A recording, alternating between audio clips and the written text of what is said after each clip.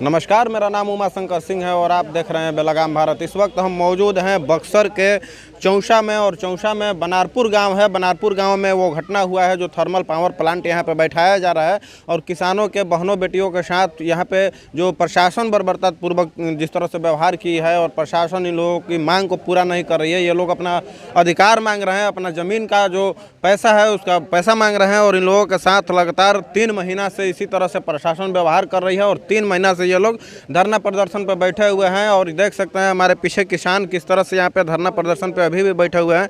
और यहाँ पे किसानों का ऐसा कहना है कि अब यहाँ पे उस तरह का आंदोलन हो चुका है जिस तरह से दिल्ली में वहाँ पे हुआ था राकेश टिकैत की अगुवाई में, उसी तरह से यहाँ पे भी अब होने जा रहा है। राकेश टिकैत जी यहाँ पे कल आने वाले हैं, तो राकेश टिकैत जी यहाँ पे आएंगे तो आंदोलन और भी रंग पकड़ेगा और लास्ट में यहाँ पे जो बिहार सरकार है उसको झुकना पड़ेगा और यहाँ के जो किसानों की मांग है वो पूरा करना पड़ेगा। यहाँ पे देखिए एक युवा हमारे साथ है और यहाँ पे कई सारे किसान बैठे हुए हैं। युवा हमारे से कुछ कह रहे थे कि जब हम यहाँ पे इसकी अगुवाई कर रहे हैं और इसमें शामिल हैं तो प्रशासन लगातार हम पे 5वां बार FIR कर चुकी है। क्या नाम होगा आपका? गौरव राय नाम है मेरा। क्या आप बता रहे थे कि लगातार 5 बार हम पे FIR हो चुका है? हाँ, ये प्रशासन से जब से हम ये कंपनी में जाने लगे और युवाओं के नौकरी के मांग करने लगे तब से ये कंपनी के अधिकारी लोग मेरे पे पड़ चुके थे।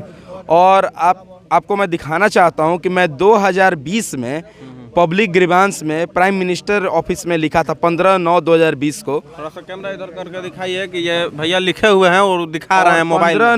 15 सितंबर 2020 को मैं इन कंपनी के अधिकारियों के बारे में लिख दिया था कि ये अधिकारी ऐसे कर रहे हैं और यहाँ के लोगों को कुछ नहीं देख रहे हैं, पुनः RNR पॉलिसी भी नहीं बना रहे हैं। और ये देखिए किसके पास गया था, आप ये भी देखिए कि ये DM बक्सर के पास गया था ग्रीवांस। और ये देखिए किस डेट को ये मेरे ग्रीवांस का आंसर दिए हैं, 12/1/2023 को। जब ये कांड 11 तारीख को हुआ है तो उसके अगले दिन ही हमको उत्तर मिल रहा है और उत्तर भी देखिए ढुलमुल तरीके से मिल रहा है कि आपका पुनः प्रतिवेदन अप्राप्त रहने के कारण प्रतिवेदन की मांग की गई है SJVN से। मतलब इतना ढुलमुल आंसर दिया गया है तो ये सोच लीजिए जब ऊपर तक नहीं इसका निवारण हो पा रहा है। DM साहब पे हम लोग को था बहुत भरोसा कि ये अधिकारी हैं ये करेंगे, लेकिन पता चला कि सब के सब अधिकारी उसी ट्रैक पर आ चुके हैं जहां SJVN लाना चाहती है। कोई हमारे लिए कुछ भी नहीं सोच रहा है। पूरा ऊपर से नीचे तक सब मामला मिला जुला के वहीं पे है। हाँ, सब मिला जुला करके किसान विरोधी मामला, किसान विरोधी लोग हो चुके हैं। यहाँ के युवाओं को रोजगार मिला है वहाँ पे? 216 RTI मैंने दाखिल किया था। मेरे RTI से ही परेशान होकर के ये मुझ पे लगातार FIR करते हैं, पर उससे हमको कोई घबराना नहीं है। मेरे बहुत सारे गार्जियन हैं।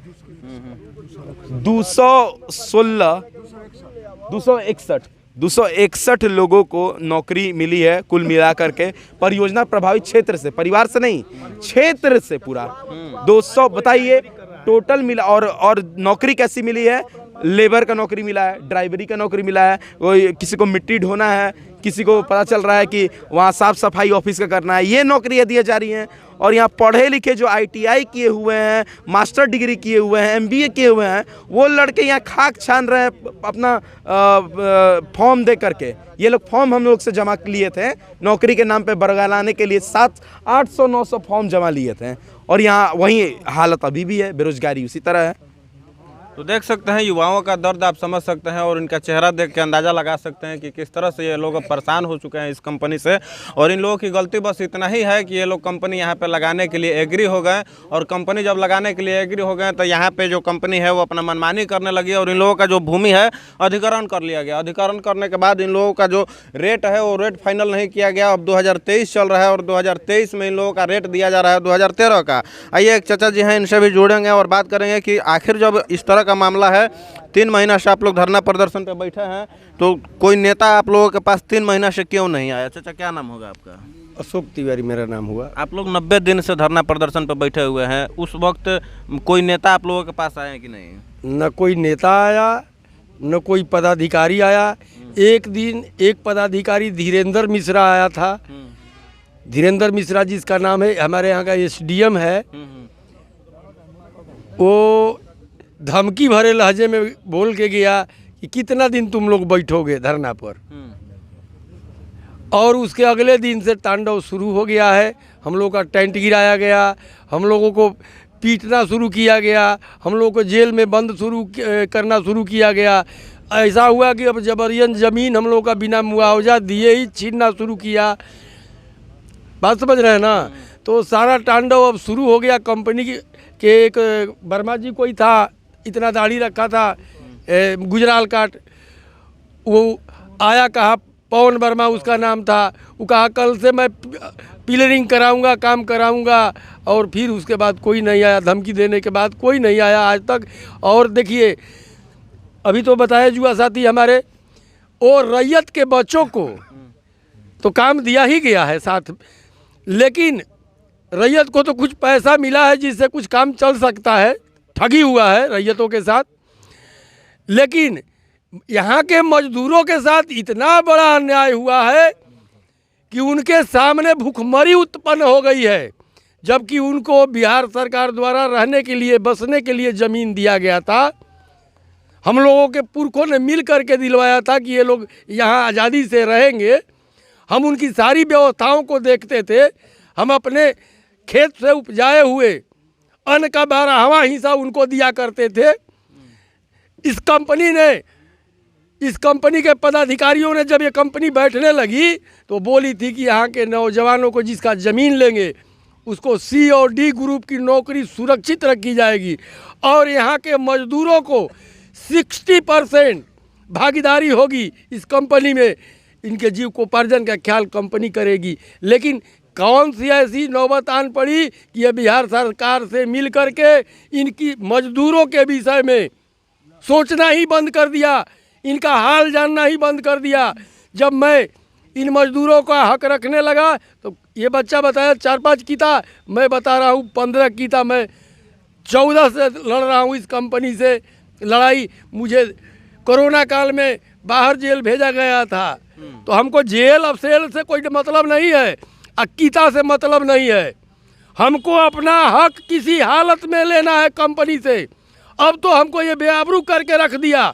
जब हमारी बहू बेटियों को मारना शुरू किया तो मैं नरेंद्र मोदी को आगाह करता हूँ कि तुम्हारी सरकार बनती है तो हमसे बनती है। हम सरकार बनाते हैं, तुम हमारे नौकर हो, तुम हमारे मालिक नहीं हो। मालिक हम तुम्हारे हैं। अपने अधिकार को अब समझ गए हैं नरेंद्र मोदी। अगर इस चौसा के धरती से तुमको बताने का काम करेंगे, मैं अपने बाल बच्चा परिवार के साथ चौसा स्टेशन के ट्रैक में उतरने का भी आगे काम करूंगा, मानूंगा नहीं। देख सकते हैं किसानों का एकदम दुख दर्द जो झलक रहा है कैमरा पे आप देख सकते हैं। और जो वीडियो वायरल हुआ है पूरी तरह से वो सभी लोग आप लोगों ने देख लिया होगा। और इनका कहना है कि अब इस तरह का मामला है, अगर सरकार नहीं सुनती है, प्रशासन नहीं सुनती है, तो हम लोग रेलवे ट्रैक पर भी उतरेंगे। और इनका कहना है कि बस गलती हमारी इतनी थी कि हमने यहाँ पे ज़मीन अधिग्रहण, मतलब ज़मीन यहाँ पे दे दिया कंपनी को कि आप आइए और हमारे यहाँ कंपनी लगाइए, यही आपकी गलती थी ना। बहुत बड़ी भूल हो चुकी है। उस समय कंपनी के अधिकारी जो थे, हम लोगों के दरवाजे बैठ करके, घर बैठ करके लॉलीपॉप दिया करते थे। ये दवा बांटने की एक गाड़ी लगाए हैं जो 8 दिन पर एक गांव में आती है और एक ही दवा सारे रोगों का देती है। और वो खर्चा दिखाते हैं कि आपके ऊपर इतना खर्च हो रहा है, मतलब लोकल लोगों पर इतना हम खर्चा कर रहे हैं। जी, हम उसको एक्सेप्ट नहीं करते, हम उसको मंजूर नहीं करते हैं। वो हमको कुछ नहीं चाहिए। हमारा शिक्षा बढ़िया, कोई CBSE बोर्ड का केंद्रीय विद्यालय, ऐसा विद्यालय बनना चाहिए जिसमें अमीर गरीब सबके बच्चे पढ़े, अच्छी व्यवस्था करें। हमारा CPSC में इतना बड़ा भवन बना हुआ है, उसको एक गोद ले ले, उसमें सारे उपकरण लगाएं, सारे ऑक्सीजन प्लांट इसमें लगाएं। ये 5-5 एम्बुलेंस कहाँ दे दिया हमको पता नहीं। ज़मीन देने वाले इस 14 गांव के चौसा प्रखंड के लोग हैं, उसका लाभ नहीं मिलने वाला है। वो हमारे राजनेता उसको कहाँ ले जाके बेच दिया हम नहीं जानते हैं।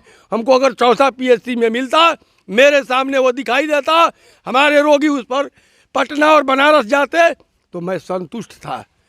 लेकिन इस कंपनी ने राजनेताओं को खुश करने का काम कर रहा है और यहाँ के पदाधिकारियों को खुश करने का काम कर रहा है। हमारे जितने भी व्यवस्था है उनको एक ख़राब करने का काम कर रहा है। हमको तो अब ये लग रहा है, मैं बार बार कह रहा हूँ कि अब डर बन गया है। ये कंपनी हमको और प्रशासन के लोग राकेश टिकैत 2 बनाना चाहते हैं। बार बार प्रताड़ित करने का काम करते हैं। हमको भय बन चुका है कि मेरी हत्या न हो जाए इस षड्यंत्र के तहत। इसलिए मैं आपके माध्यम से, आपके चैनल के माध्यम से बिहार सरकार से ये आग्रह करना चाहता हूँ कि मुझे 5-1 की गार्ड की सुरक्षा दी जाए। अच्छा, यहाँ पे बक्सर में 18 तारीख को माननीय नीतीश कुमार आने वाले हैं और दौरा पे निकले हुए हैं, क्षेत्र भ्रमण कर रहे हैं और एक यात्रा पे निकले हुए हैं, तो क्या लगता है कि यहाँ पे आएंगे वो? अभी तक तो कोई सूचना नहीं है उनकी। समाधान यात्रा निकले हुए हैं। अरे वो पहले चौसा का समाधान करे ना, देश में कहाँ समस्या है। चौसा में अभी बड़ी इतनी समस्या उत्पन्न हुई है, उनको कहीं से दौड़ के आने में कितना टाइम लगता है। बिहार के किसी कोने में होंगे तो 10 मिनट का समय लग सकता है, और नहीं तो टेलीफोन से भी हमारी वो समस्या का समाधान करा सकते हैं।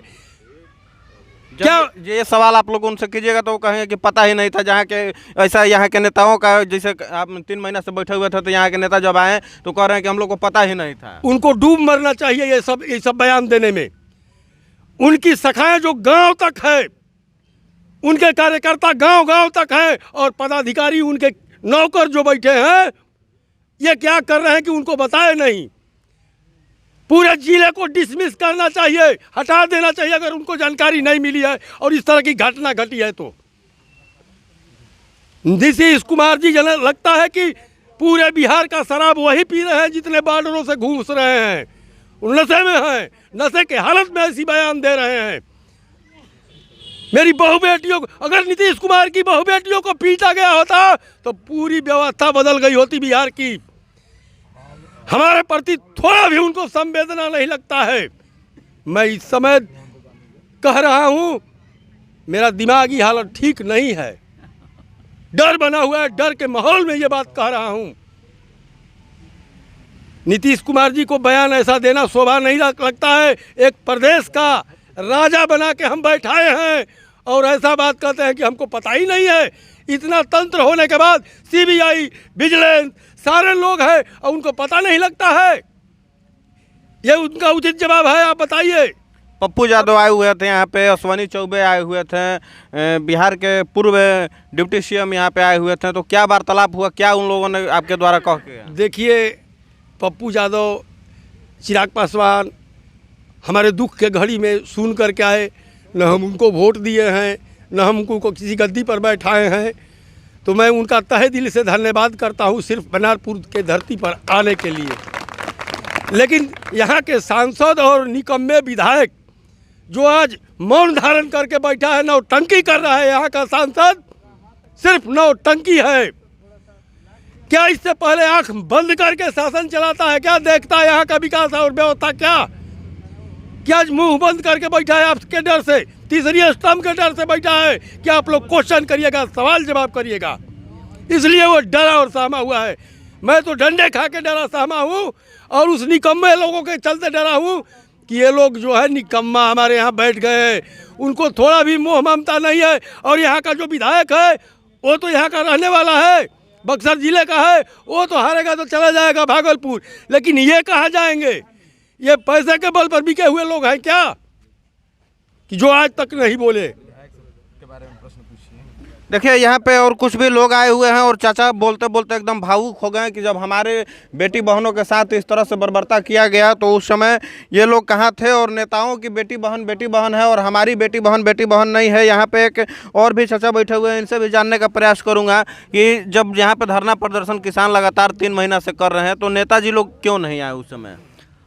नेताजी लोगों की अच्छी खासी डीलिंग चल रही है कंपनी से। अच्छा, मतलब मोटा डीलिंग चल रहा है इन लोगों? डीलिंग चल रहा है। और जो हम लोगों का धरना प्रदर्शन शांतिपूर्वक 90 दिनों से चल रहा था, इस धरना प्रदर्शन को कुचलने के लिए, इस धरना प्रदर्शन को जो शांतिपूर्वक चल रहा था इसको दबाने के लिए, किसानों की आवाज़ को दबाने के लिए एक हमारे स्थानीय जो विधायक हैं उनके, कंपनी के सीईओ और जो है वर्तमान में चौसा सीईओ और वर्तमान में जो थाना प्रभारी, जिसका आय से अधिक संपत्ति का भी जांच होना चाहिए, जो कौन, अमित कुमार, क्या नाम है उसका, थाना प्रभारी का अमित कुमार। तो थाना प्रभारी और चौसा का जो सीईओ होता है, ये सीईओ चौसा वाला, उसका क्या नाम है जी सीईओ का? बिजबिहारी राम चौसा थाना प्रभारी और स्थानीय विधायक और कंपनी का जो सीईओ। हमने देखा है, झारखंड से लेकर अन्य प्रदेशों में हम जाते हैं समाजसेवी हैं, घूमते रहते हैं, तो वहाँ कंपनी के जो सीईओ हैं इस तरह का शांतिपूर्वक धरना प्रदर्शन किसान अपना मांग करता है, वो क्या करते हैं कि स्थानीय गुंडों को डील करते हैं पैसे पर। इस धरना प्रदर्शन को बदनाम करने के लिए, किसानों को बदनाम करने के लिए, धरना को कुचलने के लिए किसी भी स्तर तक जाते हैं पैसा फेंक करके। ठीक उसी तरह का घटना यहाँ पर हुआ है। जो ड्रामा हुआ है उस दिन, जिस दिन जो है हमारे घर में घुसकर बहन बेटी और बच्चों के साथ पिटाई हुआ है, उसमें उस दिन वो थाना प्रभारी, मैं चैलेंज करता हूँ, न तो डीएम का परमिशन था, न ही एसपी का परमिशन था, लेकिन एक मोटी रकम डील करके ये 4 लोग, स्थानीय विधायक और सीईओ चौसा और थाना प्रभारी और इसके बाद कंपनी का सीईओ, ये चारों लोग एक मोटी डीलिंग के तहत, और बताइए कि 3-3 को बिना परमिशन के वो कैसा थाना प्रभारी, चूंकि पहले से हीरो था यहाँ पर, उसको एसपी हीरो, पहला एसपी उसको हीरो बना दिया था, तो इस वजह से अपने आप को खुद एसपी समझता था। और सारे जो थाना प्रभारी अगल बगल के हैं वो थाना प्रभारी भी इसको एसपी समझते थे। अब इसके कहने पर और पैसा की डीलिंग पर 3-3 को थाना, इटाढ़ी थाना, धनसोई थाना, राजपुर थाना भी आ गया बिना एसपी के परमिशन के और बिना डीएम के जानकारी के। ये लोग आ गए, आकर घर में घुस करके पिटाई से लेके सब कुछ किए और करके जो है आज इसका नतीजा आप देख ही रहे हैं कि इसका फ़ायदा वो कंपनी के वो सीईओ पिटाई किया और पिटाई करके जो माहौल बना, और माहौल बना करके खुद क्या किया है कि अपने जो है जो मोटी रकम से डील हुई थी और डील करके जो गुंडे बदमाश थे उनको इस्तेमाल करके कंपनी को तबाह कर दिया।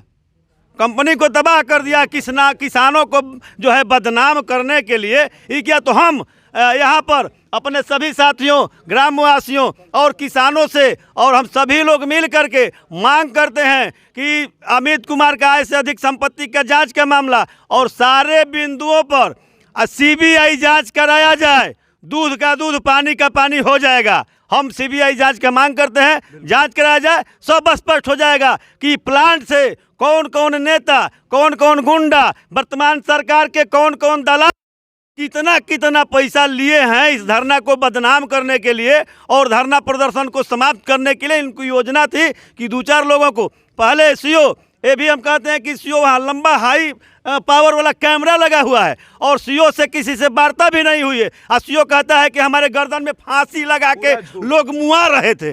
तो हम पूछते हैं कि वो सीसीटीवी मंगा करके देखा जाए कि उस दिन जो मुकदमा 24 लोगों पर हुआ है उसमें कौन आदमी फांसी लगा रहा था, कौन आदमी उससे बतिया रहा था, कैसे मुकदमा किया। मुकदमा करने का नियत वही था, पहले से जो लाखों में डील हुआ है उसी हिसाब से तय था, उसको भी एक हिस्सा दिया गया कि तुम मुकदमा करो। इसी मुकदमा के आधार पर रात में हम घर में घुसेंगे, पीटेंगे, और पीटने के बाद इस किसान का जो चल रहा है धरना प्रदर्शन, इसको हम लोग कुचल देंगे। 20-22-24 लोगों पर मुकदमा हो जाएगा, मेन लोगों पर। और मुकदमा होने के बाद कोई धरना स्थल पर नहीं आएगा, क्योंकि इतना तांडव गांव में जाके मचा देंगे कि मचाने के बाद भयभीत हो जाएंगे लोग कि भाई हमारा भी केस में नाम है, हमारा भी नाम है, हम लोग जाएंगे तो पकड़े जाएंगे। इसलिए ये सब लोग, ये पैसा का खेल है, पैसा के बल पर जो कंपनी का सीईओ पैसा के बल पर टोटल दंगा फसाद आगजनी का काम, इस सब का सारा चीज़ का जिम्मेवारी यहाँ का थाना प्रभारी, कंपनी का सीईओ और स्थानीय कुछ चमचे हैं। ओपन हो जाएगा, जांच के बाद स्पष्ट हो जाएगा, जांच के बाद स्पष्ट हो जाएगा कि ये लोग सरकार से भी जुड़े हुए लोग हैं और जो है आपका थाना प्रभारी के कुछ गुंडे हैं। ये सारे लोग मिल करके कितना में डीलिंग हुआ यह स्पष्ट हो जाएगा। अगर जांच हो जाएगी बेहतर और निष्पक्ष, तो स्पष्ट है कि सब साबित हो जाएगा कि यहाँ से कौन कौन नेता बिहार का और कौन कौन गुंडा बदमाशों को कितना पैसा दिया है इस धरना प्रदर्शन को बदनाम करने के लिए, किसानों को बदनाम करने के लिए कितना पैसा दिया गया है। ये दूध का दूध, पानी का पानी हो जाएगा। बस मैं मुख्यमंत्री और प्रधानमंत्री, गृह मंत्री से कहूँगा इस घटना का सीबीआई जांच कराया जाए। मेरा नाम राम परवेश देवी।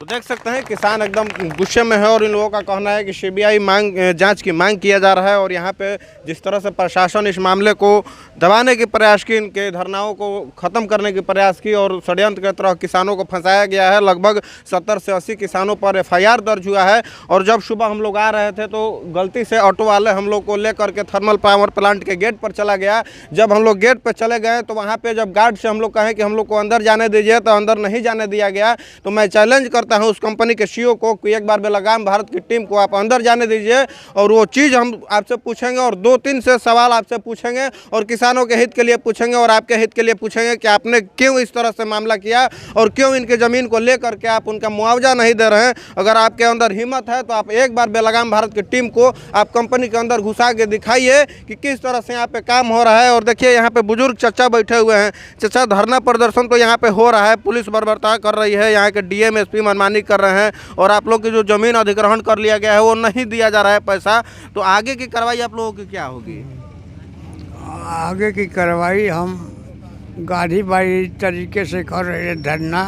तो गांधीवादी तरीके से तो किया जा रहा है। नहीं, अब हमको ज़्यादा तंग करिएगा तो हम उग्र रूप धारण करबे करेंगे, रेलवे चक्का जाम करेंगे, सुशील कुमार मोदी को प्रधानमंत्री को बुलाएंगे, हमारे समस्या का समाधान किए।